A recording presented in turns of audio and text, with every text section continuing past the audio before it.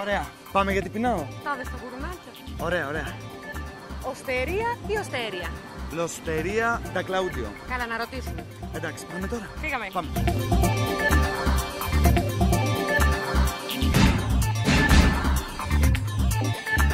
Καλησπέρα σας. Καλησπέρα. Τραπεζάκι για δύο. Ναι. Περάσουμε στην κρατούλα. Θα μπορούμε και να κανίσουμε. Αμέ.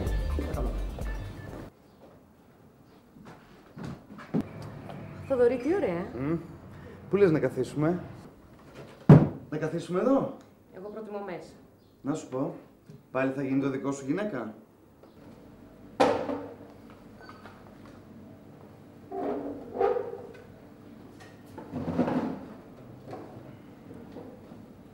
Εντάξει.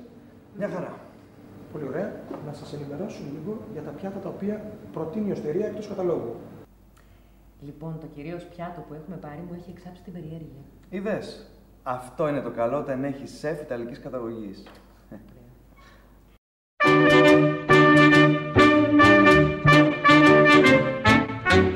Per sentire una canzone con te ed averti solamente per me. Il mio braccio ti darò e con me ti porterò in un piccolo e nascosto caffè. C'è la macchina dei dischi che va, tanta musica per noi. Δοκιμάσουμε πρώτα μπουσκίνο. Μπουζίνο. Εντάξει. Ogni cuore sognerà. Jukebox è una magica invenzione. Jukebox. Pochi soldi, una canzone. Jukebox. Un gettone, la felicità. Wow. Per sentire una canzone Ευχαριστούμε. Ευχαριστούμε πολύ. ed averti solamente per me. Όπως Θοδωρή φαίνεται υπέροχο.